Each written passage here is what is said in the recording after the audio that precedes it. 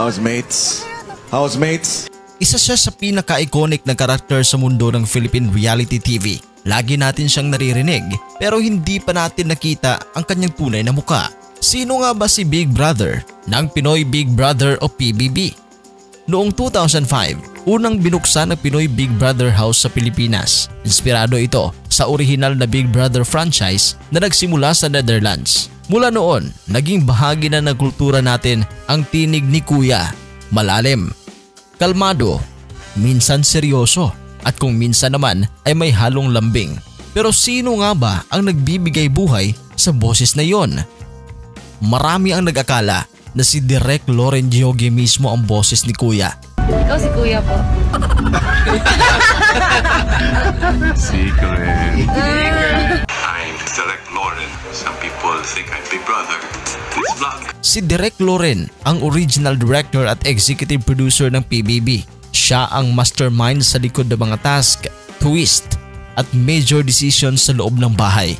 Pero ang boses na naririnig nating nagbibigay ng instructions, nagsesermon o nagko-comfort sa housemates, ibang tao yon. Ang tunay na Kuya na ating naririnig sa halos lahat ng season ng PBB ay walang iba kundi si Jun Gonzales. Isa siyang veteranong voice talent at production staff ng ABS-CBN. Tahimik lang sa likod ng kamera si Jun pero siya ang bumuo ng personalidad ng Kuya na minahal ng sambayan ng Pilipino. Nananatiling pribado si Jun Gonzales. Wala itong available na public photo online. Ang dahilan dito ay part ng policy ng Pinoy Big Brother na panatilihin ang Kuya bilang isang anonymous figure para hindi mawala ang misteryo ng show. Kahit si Jun Gonzales ang matagal na naging official voice actor ng Kuya, hindi siya pinapakilala sa publiko. Walang press photo, walang interview at wala ring event appearance para sa kanya bilang Kuya. Kaya kapag nag-search ka sa internet pati na sa mga archives ng ABS-CBN, walang lumalabas na malinaw na larawan niya. Ang kilala lang talaga sa media ay si Direk Loren Jiogue kasi siya ang harapang representante ng management. Pero si Jun Gonzales ay nanatiling invisible by design.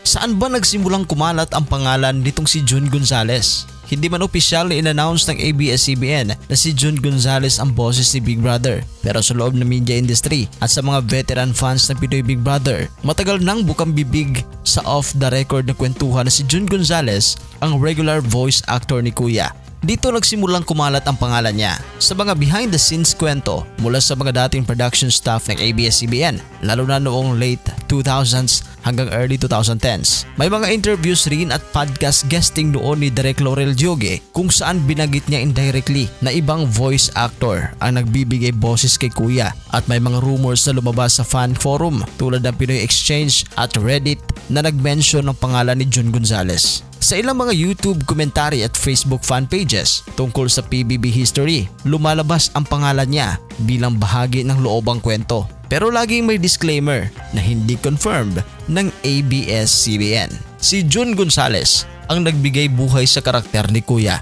Bahagi ng alindog ni Kuya ang misteryo, kaya sa loob ng 2 dekada, hindi kailanman opisyal na ipinakita ang kanyang mukha sa publiko. Sa mga special editions o kapag kailangan ng ibang boses, gumagamit ang PBB ng alternate voice actors. Pero lagi nilang sinisigurado na ang tono at estilo ay kapareho ng original. Ngayon, kahit alam na natin ang boses sa likod ng karakter, nananatili pa rin ang mahika at misteryo ng Big Brother.